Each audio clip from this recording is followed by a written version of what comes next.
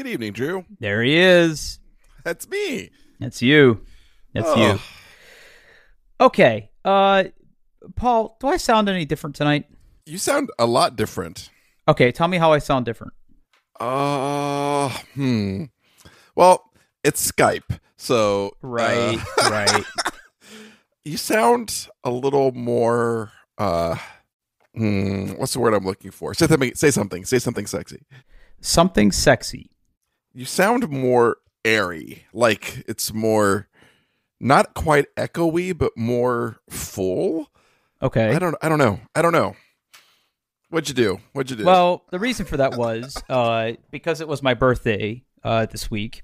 I decided that I wanted to upgrade some of my components here at home. So I decided to upgrade my microphone. Okay. And I am using a Shure SM7B now. Ooh. Yeah, I got some Amazon gift cards for Christmas and birthday and things like that. So, this is a pretty pricey microphone, but I was able to pick it up on the cheap because people were very generous with gift cards. So thank you to everybody that gave me a gift. So it'll be curious to see if people notice a difference in this podcast, or maybe when you're editing it, when I save the file, if you notice any differences. Yeah, for sure. But yeah, it's really nice. It's way more adjustable than my old Audio-Technica. And it's supposed to be one of the better ones. I also invested a while ago in a cloud lifter, and I know I talked about this on a previous podcast, but it did nothing for my old microphone. But for this one, it adds decent gain onto the mic, and it helps to make a difference. Now, I still have to use phantom power, which I didn't think I was going to have to, but it is working, so I'll take it. Good, nice. Yeah. So anyway, that's my big thing that Drew bought this week. Nice. Man, last podcast of the year, bud. It is last podcast of the year. It's December 30th. Yeah, 2021. Freaking crazy, man. Yes. Where does the year go? I mean, honestly, where does the year go? One day at a time into the past. There you go. Yep. I'll take it. I'll take it. Oh, did you have a good holiday? Yeah, it was pretty good, man. So we didn't really go anywhere for Christmas. I mean, we went to my in-laws for Christmas Eve, and then they stopped over Christmas Day. But we really didn't go anywhere or do anything. So it was just us hanging out here. What about you guys?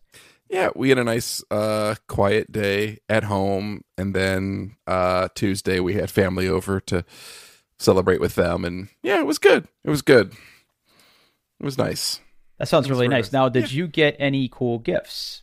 I got one gift, and that was a gift I bought myself. Okay, what'd you get? I bought myself a really fancy coffee scale. Oh, okay. So what was it? Let me find the link. Hold on.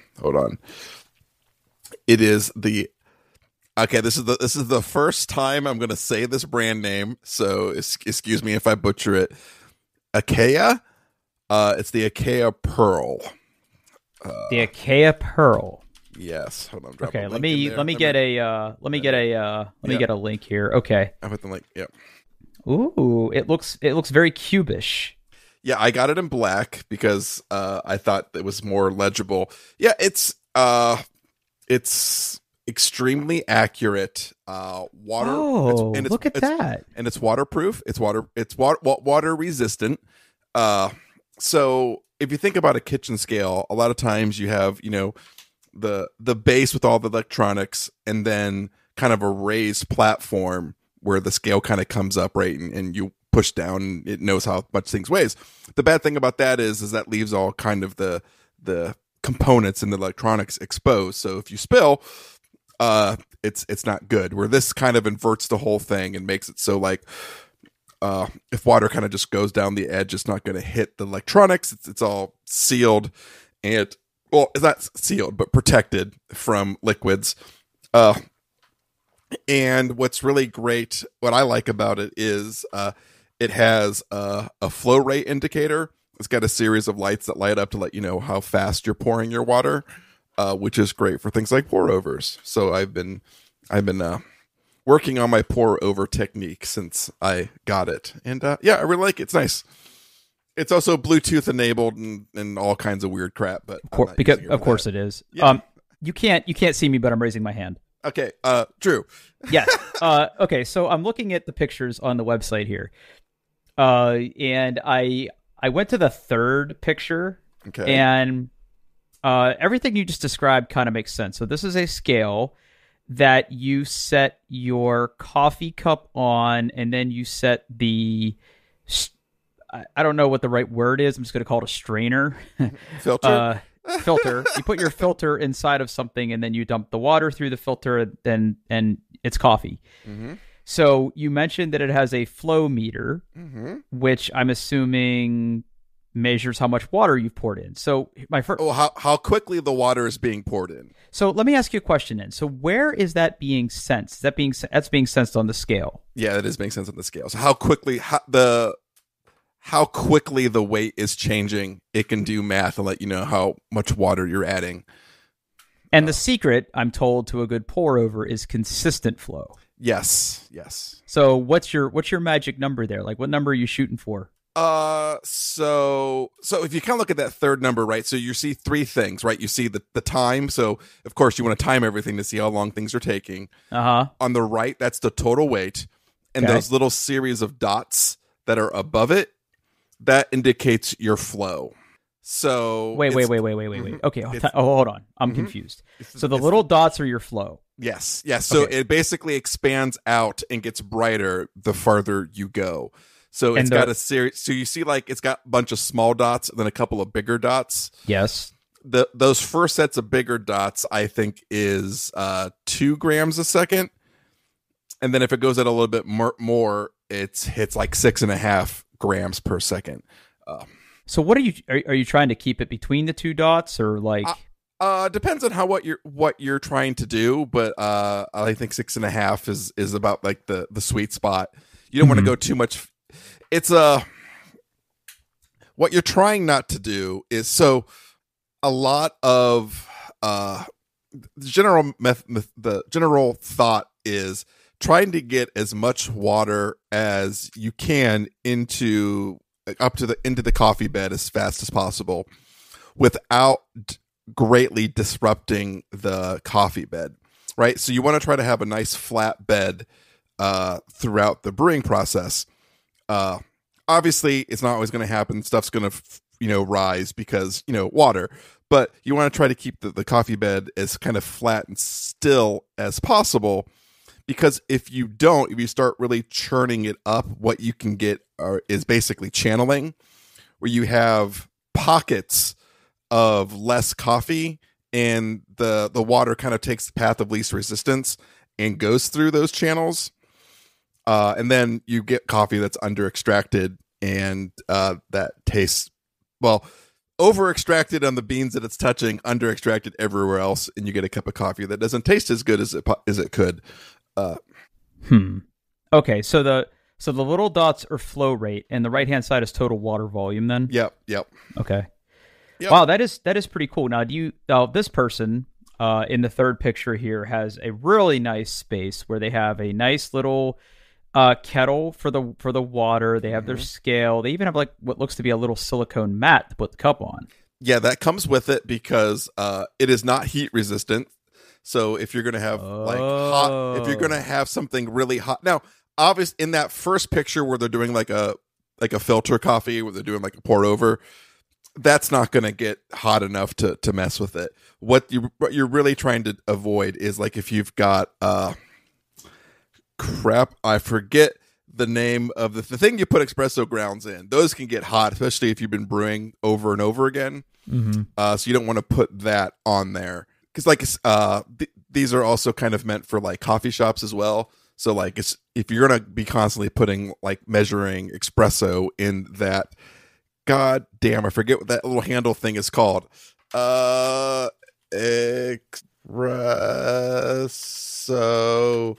machine. Hey everybody, it's Drew from I'm Sure They're Doing Their Best. This is the part of the show where we just Google things live on the air. So if you're new to the show, this is all part of it. Portafilter. The portafilter. That's what it is. The portafilter. The portafilter. The portafilter. It's the thing with the handle that you see them putting coffee in, Right. and then putting into the machine and then sliding in. Those can get hot, especially if you're brewing, if you're pulling shots of espresso over and over again. That's what the little Mattis. But would you be putting that on the scale? Oh, absolutely. You weigh everything. You weigh everything. You weigh everything. You weigh a cup of coffee. You weigh everything. You want to Sure, know yeah. exactly. You want to know exactly. You want to weigh your grounds, your coffee before you grind them. You want to weigh them after you grind them to make sure that you ground everything and you got all your coffee out. And you weigh your water going in. If you're doing espresso, you're actually this company also sells a line of products called the Lunar, which are designed to sit inside of an espresso machine, so you actually can weigh the amount of water coming out, so you know exactly how big your espresso shot is. Yeah, you weigh. That's a secret to good coffee. You get a good grinder and you weigh everything. I almost feel like the secret to good coffee is spending a lot of money. Well, you can. That's definitely an option. Yeah. Okay, so one last thing. All the pictures leading up to the pictures that we're now talking about on this website, which, go to the show notes and click on this thing. I thought this was going to be a nice little skinny boy. It's not. It's thick. She's chunky. She's thick though. Yeah. I mean, it's it's actually pretty substantial, because I'm looking at the action shot of the beans falling into to the thing, and it's actually pretty substantial. Yeah, it's pretty thick. Yeah. $150. Yes. So that's the cheap one, by the way. That is that. Yeah, you're right. That is the cheap one. They have more. They have ones that are rated more for coffee shops, and I think the Lunar is also more expensive because it's small. Yeah. The Lunar is more. The Lunar is much smaller. Like I said, it's designed to actually fit in a tray.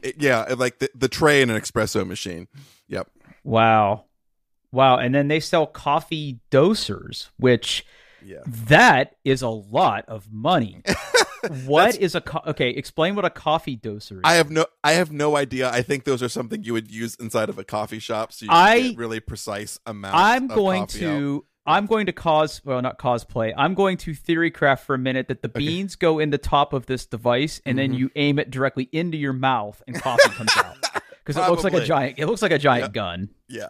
Oh, you dose by weight. You pick how you instead of weighing the having a tub of beans and spooning it into a container to weigh like an animal, you put all your beans in here and say, I want 20 grams, and then it shoots exactly 20 grams into it, and then you're good.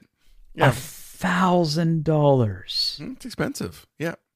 Okay, hold on. But if you consider like that whole process of measuring beans and weighing it, if you're good, still probably takes 30 seconds. If you're in a coffee shop and you can turn that 30 seconds into 5, like that's money. Okay. Yeah. Fair. So time is ultimately money. Yeah. So if you're a barista and now you can, make that pour over in, 4 minutes instead of 5 minutes, then you get to the next customer and make more money. Yeah. So one last observation about the Orion is that the space gray model is $950 and the matte white is $100 more than that. So good luck, everybody. Accessories, I'm fascinated. Lunar base, lunar weighing plate, Orion hopper for more 2 kilograms of coffee, $190 for a piece of plastic. Neat. Lunar carrying case, pearl. Did you get a carrying case? I did not get a carrying case. No. All right. Well, I'm writing that down for next year's Christmas. Pearl resistant pad. Wow. Okay. So one last question then. How are you finding this lifestyle? It's great. I love the scale. It works. It's exactly what I wanted. It's super responsive. It's perfect. It's great. It's what I wanted. Okay. I am happy for you. I just feel like there has to be a point here, right? Just my personal observation. Take it for what it is. I almost feel like there has to be a point of diminishing returns here about how fussy you can be with your home coffee that ultimately makes a difference. Probably. I'm at, unless I want to get into espresso, which I don't. I'm pretty much at peak fussiness. Okay. There is.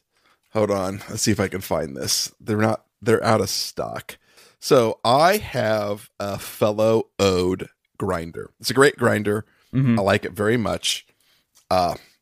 There is an upgrade I can get for that grinder. I'll put a link right there. So the Fellow Ode is a vertical burr grinder.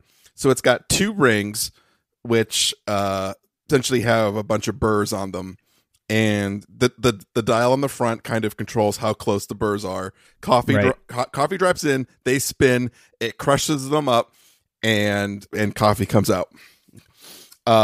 They sell, well, they're currently out of stock. They sell a set of upgraded burrs that grinds 200 microns finer that you can get for your grinder. Whole 200 microns, huh? Mm-hmm. 200 microns. One of the complaints about the Ode is that it does not, for some types of brewing, it does not grind fast. It does not grind fine enough. It's too coarse of a grinder. It notably can't grind fine enough for espresso. For espresso, you really want really extremely fine. Sure. The as shipped, the Fellow Ode is only good for filter coffees, and even then, especially depending on the type of bean, you may want to grind finer than it can. I personally don't have a problem with it, but if I wanted to take my coffee one level up, it'd be replacing the burrs, which the burrs are $185. And that's just the burrs. That's just the burrs. And then even then, you're supposed to like grind like something like 5 kilograms of coffee through it to get them broken in. Exactly. Yeah. Oh. So you said something interesting there, right? Sorry to belabor this because we're going on 20 minutes of this, and I'm invested, right? Because I love coffee, right? But you said something there that's really interesting to me. Like you're going through this preciseness, and you're putting this love and this care and this time invested in this, but yet, and yet, you're not doing espresso. Espresso is fine. I have no problem with espresso.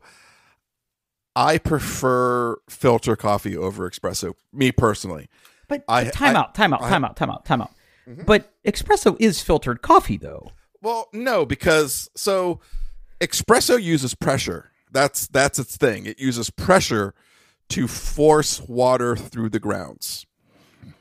Right? That's what separates it between that and a normal filter coffee, which essentially just uses, in most cases, gravity to move water through the grounds. Okay, but my point here is when you make coffee, how much coffee are you making? Are you making a cup? Are you doing the AeroPress, or what are you doing? I usually start with about 300 milliliters of water, which is in Freedom units. 300 milliliters is about 10 ounces? Yeah, a little over 10 ounces. Okay, so that's a cup of coffee. Yeah, you get, obviously the grounds absorb some of that water, so really I get about 240 in the cup when I'm done. Yeah, so a cup of coffee. And it's the right amount of fiddliness. Where espresso, there's first of all, a good espresso machine is, thousands of dollars. Thousands. You can get cheaper ones, but you get what you pay for. Now you also, have you seen, a traditional espresso machine, right? It's electric, but it also, it's a heater, a pump, a way to turn water into steam, right? That's right. A big, and then it forces it through. And some tubes. Lots of tubes.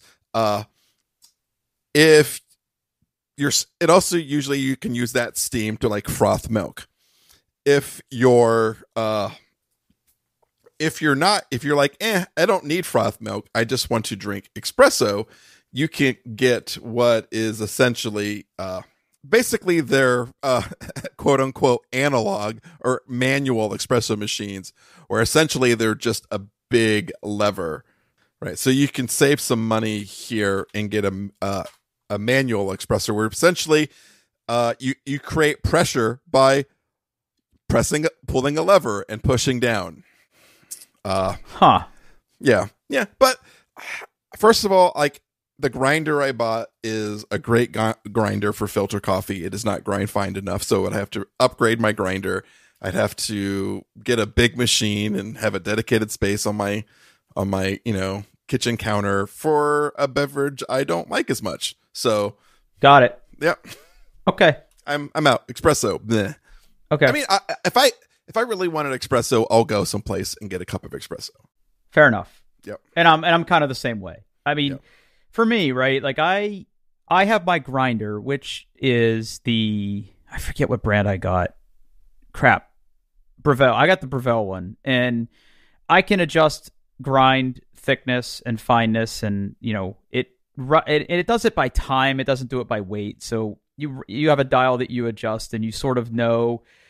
It knows based on the coarseness of the grind and how long you're going to get, the approximate volume you're going to get out of it. So it's close. It's not nearly to the level that you're doing, but it's good. And then I just, like I said, I mostly do the AeroPress, unless I'm hosting people, and then I'll bust out the French press. But that's kind of the extent of the fussiness that I'm willing to go. But so, okay, sorry. Last question: has it helped? And I'm not judging. I'm just genuinely curious if these type of tools make a difference, because I like this stuff. I would love to have this type of setup, right? I'm jealous. Like, let me be clear. Like, I'm jealous, but I just don't like. Is it worth it? Is it worth it? Well, that to me, yes. Okay. Because I suddenly find myself caring about this a lot, and I've been. So a lot of times I'll just make myself, I'll use like the AeroPress or my clever dripper. And at that point, like, they're not pour overs, right? So it doesn't matter. You just add the right amount of water, right amount of beans, let it sit, boom, coffee. But I'm playing around with, me and my wife have been home. She's been on vacation. I've been on vacation. So instead of making a cup of coffee for myself, I've been making each of us a cup of coffee. And to do that, I've been practicing my pour over technique with my Chemex again. Sure. And I really think that flow rate meter with the Chemex has helped me quite a bit. I'm still not perfect yet. I need to kind of slow down my point so I can have like one continuous pour, because I think if I was making less coffee, I'd be fine. But right now, like, I fill it too fast. So it's helping me with my technique quite a bit. I'm still not locked in yet, but it's good to have a visual indicator of something to go for. So yeah, so far, yeah. I feel like if I was still doing the Chemex thing, if I wasn't doing the AeroPress thing, then yes, I would love to have something like that. I think that is the key. If I was Chemexing, I would want this. And I also ordered myself one of these. Hold on. This is the most hipster of here. Perfect. I'm ready. I'm ready. This is it. Okay. This is they sell all different styles of this glass, ceramic, plastic, but it's called the Hario V60. And essentially what it is, it's the top of the Chemex. So it's just the part for the filter. Sure. It doesn't have anything underneath it, so you can put it right on your cup or into a fancy decanter. So look at that. So here I'm gonna say it right now. So for filter coffees, there's essentially two ways of making it. Right, there is what is called your typical pour over, like the Chemex and the V60, where there's no resistance. Right, the water just flows through the grounds into the bottom.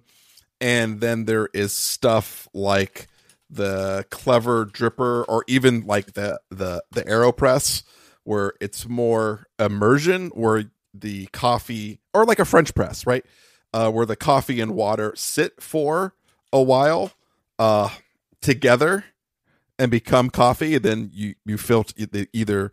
So like the Clever Dripper is a big tub. You put water, you put coffee, you let it sit, and then you put it on top of your mug, and a little valve opens up, and all the water drains through.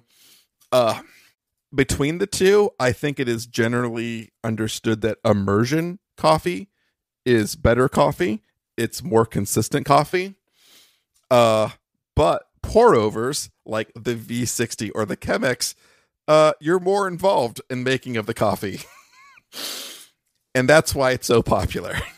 Because people want to feel like I'm making the coffee. My skill in pouring makes a difference in the coffee. Sure. Yeah. Yeah, and I feel like when you have these tools, right, and you really get invested in how to use them, like I feel like you can make a pretty banging cup of coffee. And like I feel like if I came to your house and made, like if you actually showed me what goes into this and you made me a cup of coffee, I'm sure it would be amazing. Mm-hmm. Yeah, I do make a pretty.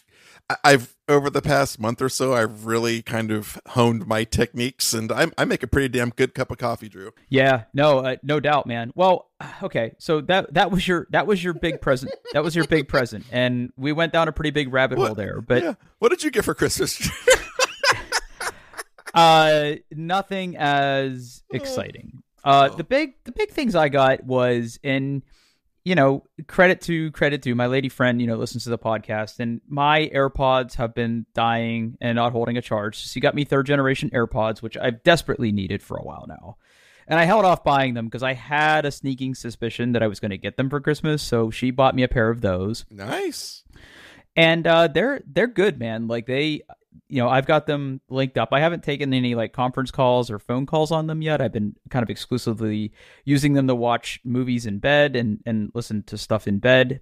Yeah, they're good, man. That was the big one. But if I was going to say like what was the cool stuff that I got a couple Lego sets for Christmas because I'm a 42-year-old man now. Yep. Yeah. And I got 2 pretty cool Lego sets. The first one is the Lego Creator Porsche 911. Oh. Yeah.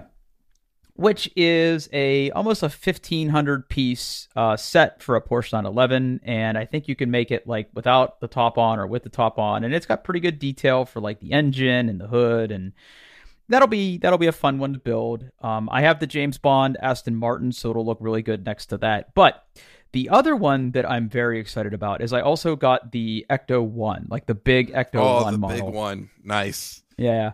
And that's a roughly 2,400 piece set. And like tomorrow, because it's New Year's Eve, and this weekend probably just as kind of like a wind down from vacation, I will probably start to dig into these and build them. I haven't yet, just because I've been like hanging out and playing games with people and stuff. But I will probably dig into those this week. And I'm a huge Lego fan. I always have been. I don't buy myself a lot of toys other than like computer games and stuff like that. But the Lego sets are always something that's really cool. And like we have a Lego train set. We didn't put it under our tree because last year, not this year, but last year, we got a new tree, and and the stand for the new tree is a bit wider than what we used to have, and the train won't go around it all the way. So I'm going to get a new Lego train next year, but Lego is always something that I've really enjoyed. So that was probably the coolest thing that I got, I think. Nice. Very cool. Very cool. Yeah, so between that and like birthday presents, I'd say those were the cool things. I mean, a lot of people got me some other little stuff, and big thanks to everybody who got me stuff, but it was good. Cool. All right, so we've got a couple other kind of little hanger-on topics here to kind of close out the year. You put a comment in the doc that said your son has played over 1,300 hours of Destiny. Yes. Okay. Now, how do you feel about that number? Well, see, so you said I should guess how many you played. We did actually. I guessed last episode, and I guessed wrong. Damn it. Okay. Which is why I put this in here, because you were around 800 hours, right? I believe so. Yeah. Hang on. I couldn't remember if we went over this or not. No, I am at 428 hours. Okay, 420. Okay, of yeah. So I asked my son how much he had played, and he went and looked, and he's over 1,300 hours. He's also around that point in Fortnite, which he doesn't even play anymore. He must have played a lot of Fortnite. And he's at like 800 hours of Apex Legends. but his top game was Destiny, and it's 1,300 hours. So it's a lot. It's a lot. Wow. It's a lot. It's probably more now because he's been playing a lot of Destiny since last week. So he's he is serving the Star Horse, as we say. Exactly. Yep. Yeah. I asked him about that, and he's like, "Yeah, there's a game show. It's not very fun." That's exactly what it is, by the way. It is exactly like a Destiny game show. I don't know. I like it. There's a lot of game show humor that I think could fly over a lot of people's heads if they didn't grow up watching The Price is Right or Family Feud or things. There's a lot of little one-liners in there that you could miss. Good for him, though, man. Yep. Oh. Okay. I really want to help you with this next topic. Paul, what do you want to buy, Paul? So my son for Christmas, he got one of the new iPad minis, like you bought yourself. Yep. And this is the first time I really got to like see and hold and look at an iPad mini. And man, that is a great size for an iPad. It really is, man. And I know I could have gotten a faster iPad if I hadn't gotten a mini, but it's really good, man. It's perfect for reading. It's perfect for watching movies.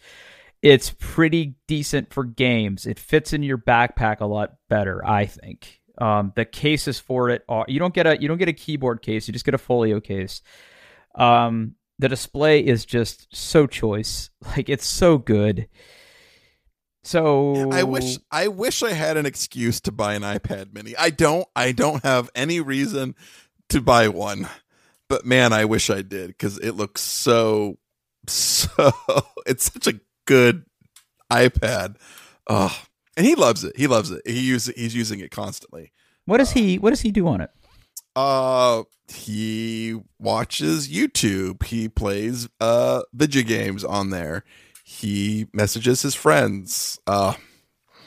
Yeah, that's everything. He does the full gambit of things teenagers would do on an iPad. Yeah.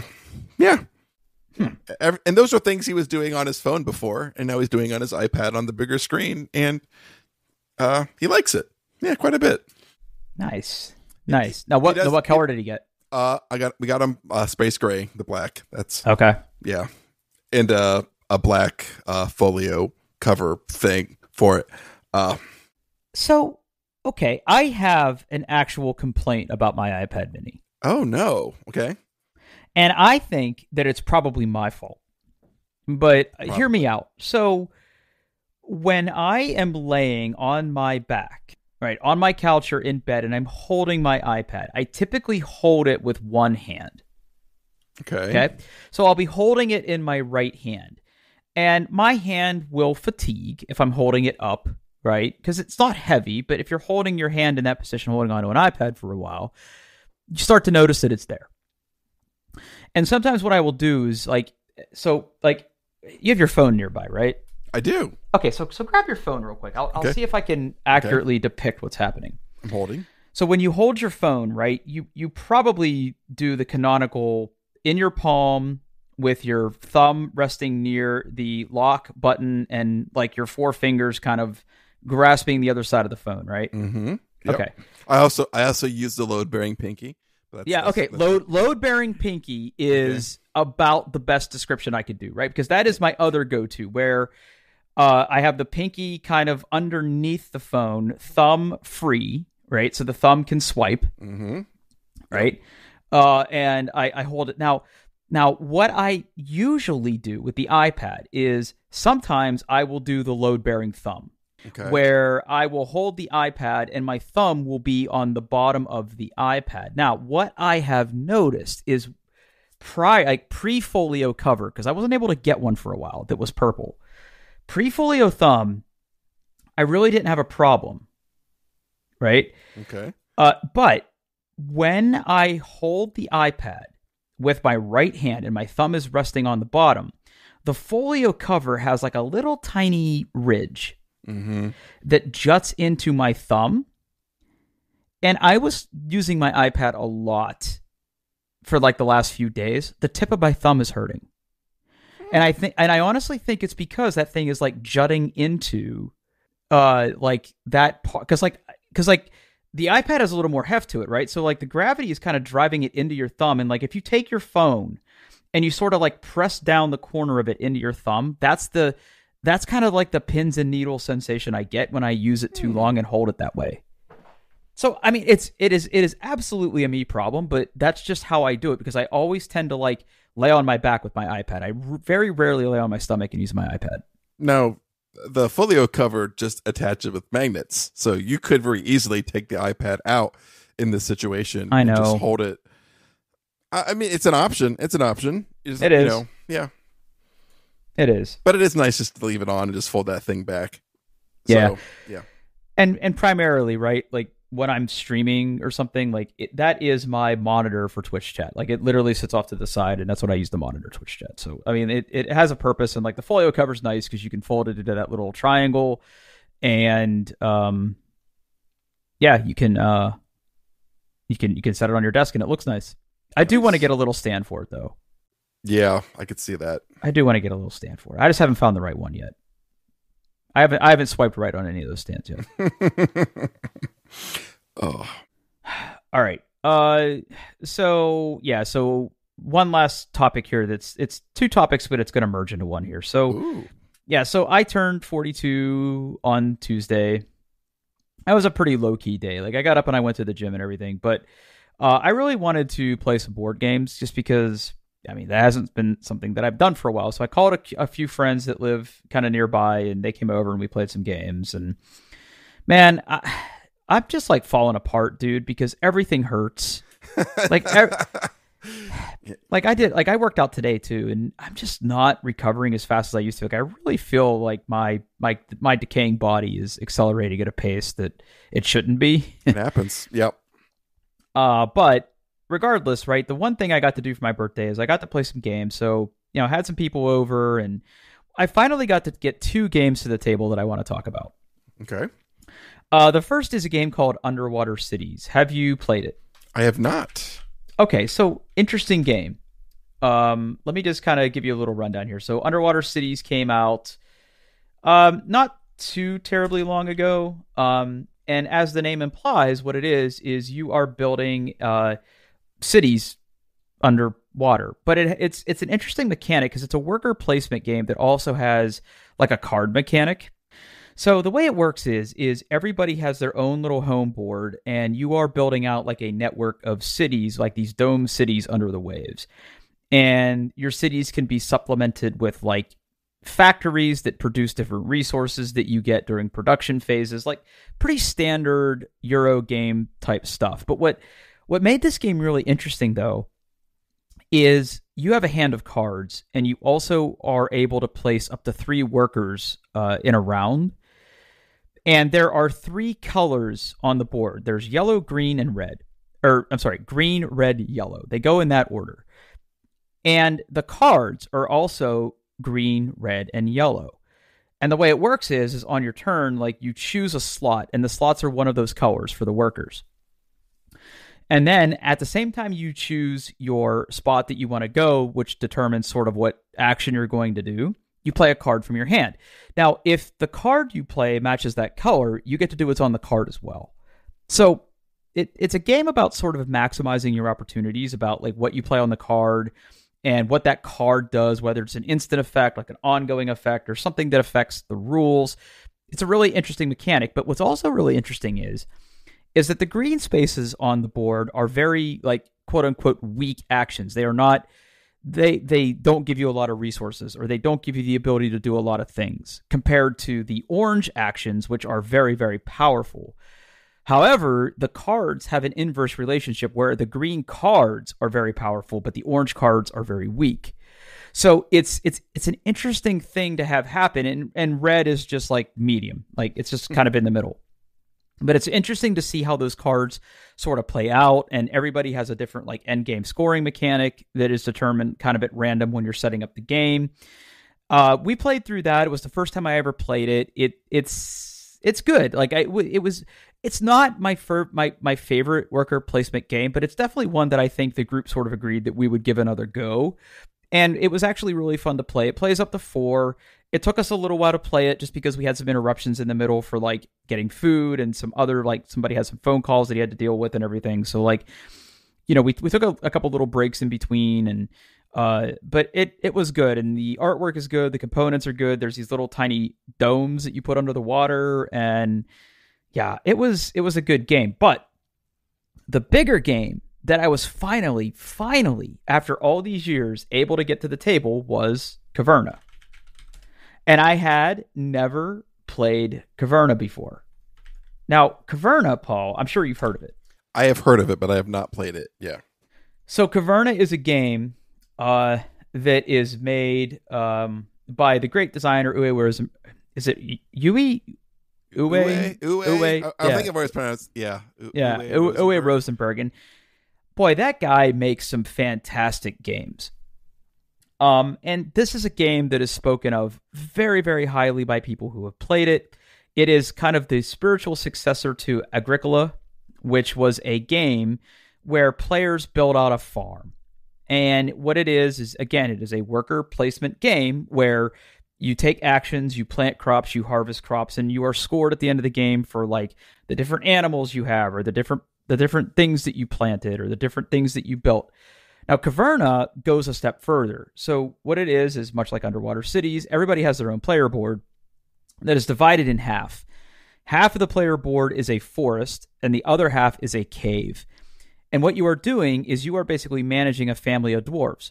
And the idea is that you will dig out your cavern to build rooms to house more dwarves, or rooms that give you special abilities or extra points at the end of the game, etc., versus building out your forest where you have to clear it, and then you can have pastures for animals, or you can have fields that you plant crops in. And there's this mechanic where like every so often there's a harvest, and you have to like feed your dwarves and harvest your crops. And at the end of the game, like literally everything that is barfed onto your board is worth points. And as far as components go, like I'll put, like if you go to the link in that I put in there for like the Board Game Geek like page, like the explainer, there is a picture of the box.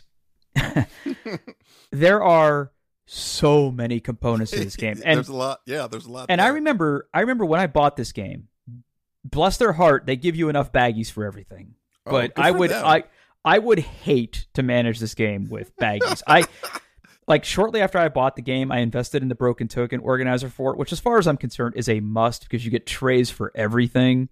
Like every component, every resource, every marker, every card, every room, like literally everything goes in that organizer. And it is outstandingly useful for a game like this. Just like for Gloomhaven. But it was a very, very fun game. Again, it's worker placement, so there's like a start player mechanic, and you choose what you want to do, which sort of determines what your dwarves do for that turn. And the more dwarves you have, the more actions you can take on your turn, and new actions become available every round. So like you play 15 rounds, and certain actions are set in stone regardless of like what is available. And then as you play, more actions become available. When they become available is sort of randomized, and it was a really cute game. Some of the rooms are really funny, like the cuddle room, which lets you house sheep in your cave, that you can also use as a bedroom, because you got to cuddle your sheep, I guess, or other things. And yep. you can have dogs. Oh, excellent! Yeah, you can have dogs that you use to guard your sheep, and there's little cute little doggo figures, like little wooden doggo figures. Your animals bone. If you have two of the same animal and there's room for them to bone, they will give you little babies, which is a cool mechanic. There's little wooden pumpkins, little wooden pumpkins that you can have. Cute. Yeah, everything's very cute. The rules are very European, like not badly translated, but Caverna was one of the first games I bought when I was just sort of really getting into board gaming.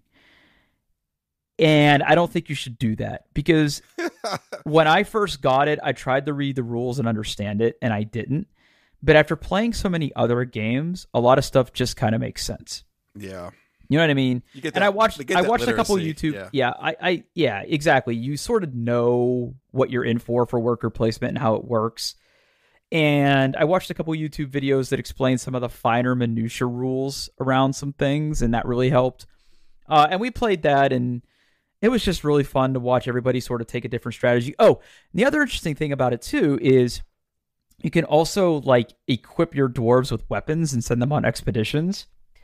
And like once your dwarves like level up and get more powerful, they become so powerful that one of the rewards you could take is you could make your animals fuck.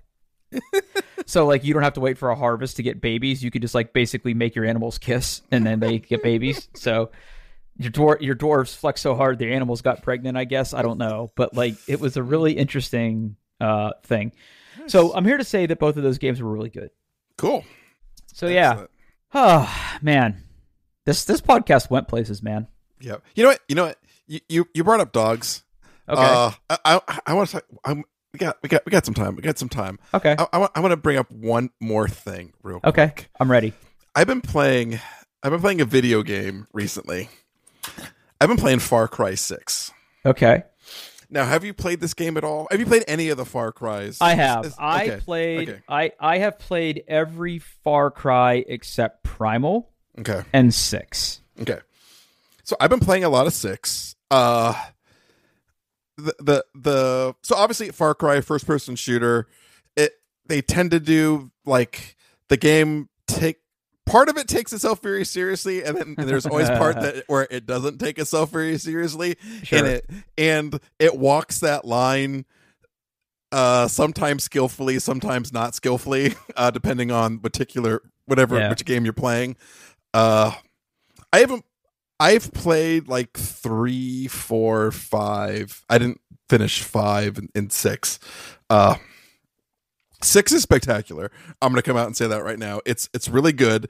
I mean, it's got the typical Ubisoft thing where, yes, eventually it does kind of get like some of it's repetitive but it's really good. It takes place in this like jungle island, and you're fighting a dictator, and you're guerrillas, doing guerrilla combat. There's just two things I want to say real quick that really make this game stand out. The first is it has amigos, which are basically animal companions that you can use to help fight. One of the ones that you unlock through a skill is a dog named Boom Boom. And it has obviously Far Cry, lots of vehicles.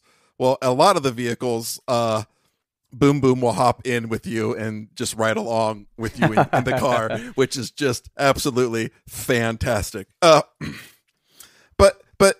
I've been playing a lot of this game, and another amigo I just unlocked today. I can't remember what his name is, but he's essentially a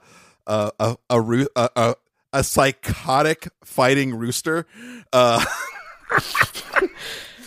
The mission you have to do to unlock the rooster is as I did that tonight, and it's probably one of my favorite things I've done in the whole game. You start with raiding an office and destroying files in the office, then like tearing down a monument because the rooster doesn't like it.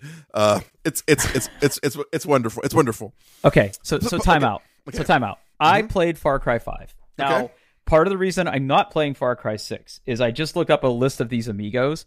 Boom Boom is literally a ripoff of Boomer from Far Cry 5. Okay, it's Ubisoft, right? Yeah. They reuse everything. And one of the biggest knocks on Far Cry 6, and the reason I didn't play it is it's very samey, right? They haven't really reinvented anything of Far Cry yet. They just tell a different story with different protagonists. Yeah, exactly. But I thought Far Cry 5 was not great. No, it wasn't. I think Far Cry 6 makes up for all of that. Everything it's just like a little bit more polished. The guns feel good. There's plenty of them, but not too many. The crafting mechanics are good. The story, the voice acting, I think are all done really well. The story is as believable as it can be for a game with fighting roosters and rocket launcher strapped to your back. But it's good. I enjoy it quite a bit. Okay, so two things. Yeah. One, I'm looking at a picture of Shakaran, the rooster, who has a spiked collar, which that is dope, and he's got very, very brilliant plumage. However, Paul, I got to tell you, I really take umbrage with the fact that you led with dogs and you didn't tell me about chorizo. So chorizo. So you start the game with Guapo, which is the attack alligator. Then crocodile. Crocodile. If you follow the way, because the game kind of opens up like you can do one of three things, but it kind of goes. But I recommend that you do this first, and if you do that, you can unlock chorizo. A chorizo is a little two-legged dog who has a little, he's got wheels. He's got wheels. Okay, so the great thing about chorizo, so a lot of the amigos, they're hey, go kill this guy. Chorizo doesn't work like that. Chorizo is about stealth, and you can send chorizo in, and he distracts guards. Either by like, why is this dog here? Oh, look, here's a cute little dog. He distracts them, and then you can murder. Yeah, I'm looking at his abilities. Attention seeker.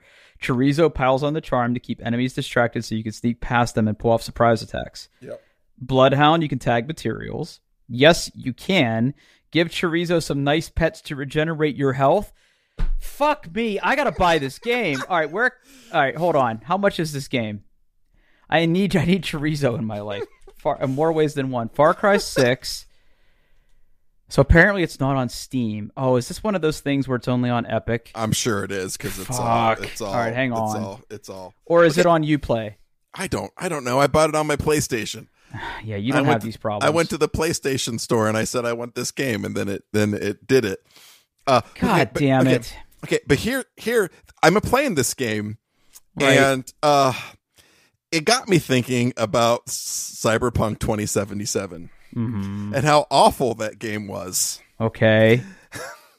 I really think like the bones of Far Cry, right, could make a really great Cyberpunk theme.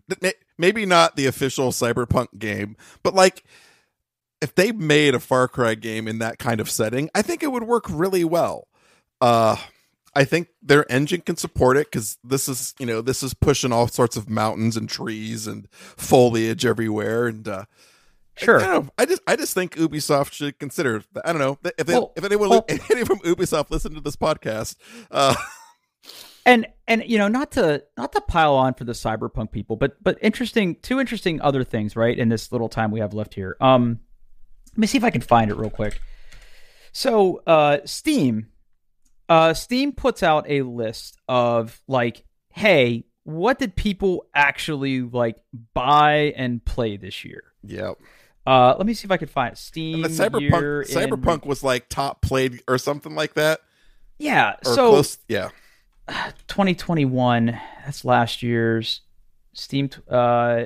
Valve's year in review. Okay. So Steam is sort of the predominant digital content distribution platform for PC, and that's why everybody has their own out. Like EA has one, Ubisoft has one, Epic has one. Like it, like you just alluded to, right? Like when you have a PlayStation, like you buy it from one place, you get it from one place, and you get it, right? Same for Xbox, right. But in PC world, like we have this fragmentation, which makes life difficult because you need to know which launcher to get to get your games and all that stuff, but whatever.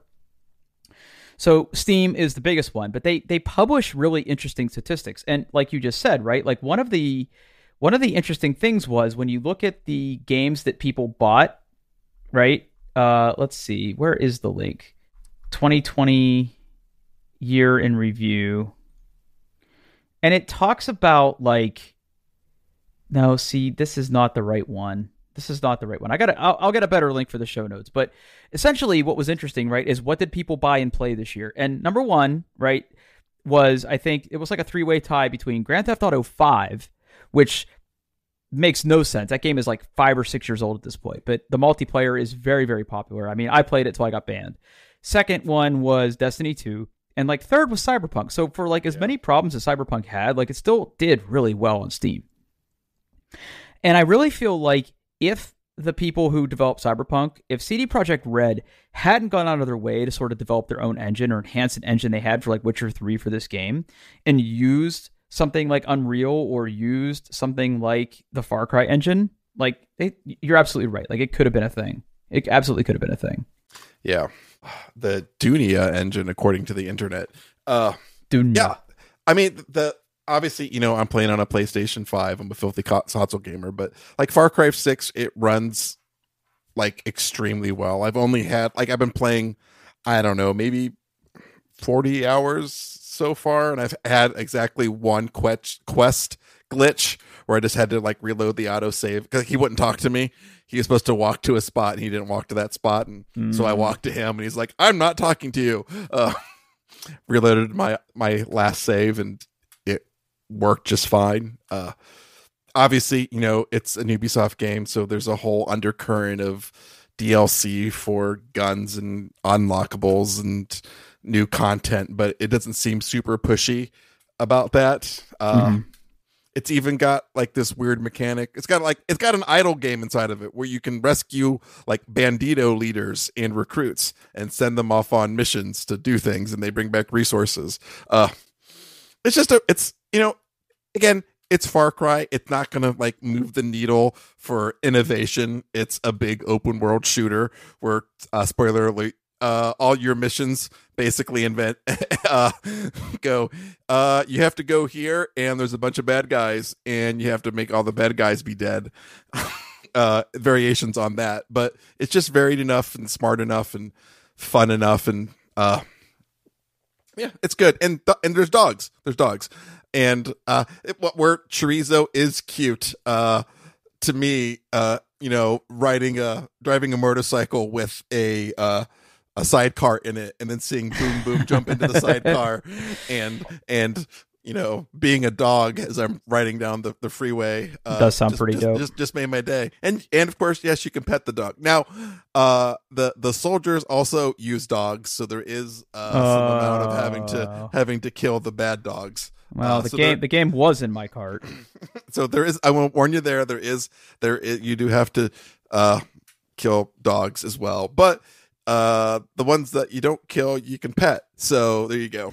Okay, I'm all for petting dogs. Like, if there was just a game of petting dogs, I would buy that. So the game is currently $38 on PC, which is still a little rich for my blood for that game. Maybe I'll wait a little bit longer, but I had no idea that this adorable little chorizo was in the game. And I'm gonna. Can you pet chorizo? Oh, absolutely, you can pet chorizo. All right, well, that's the most important thing. Mm-hmm. He is cute, and if you want to stealth it out, he is a great amigo because you just send him off there and like, oh, look at the cute dog. And but can he and Boom Boom get hurt? So what happens is, yes, they do have a health bar. They don't die, but basically they go down and they basically just lie there until you walk over to them and like go like, "Hey, you're fine, boy," and they get back up and they're fine. Okay. Damn it! Now I want this game.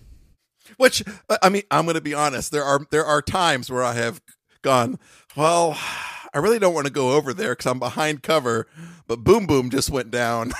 Gotta save that good boy. Damn him! I'm gonna get that good boy. Of course, now that I have the insane fighting rooster, I'm gonna use him for a while. I bet you he kicks all kinds of ass.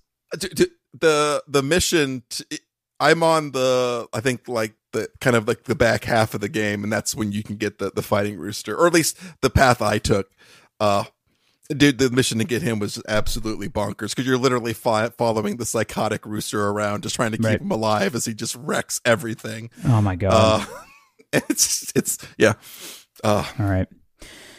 Well, what do you say, man? Let's wrap it up. Yeah, we're about an hour into this thing, and just want to say, if you stuck with us all through this year, Happy New Year, everybody! Thanks for listening. Let's looking forward to a 2022 of keeping this magic going. So absolutely.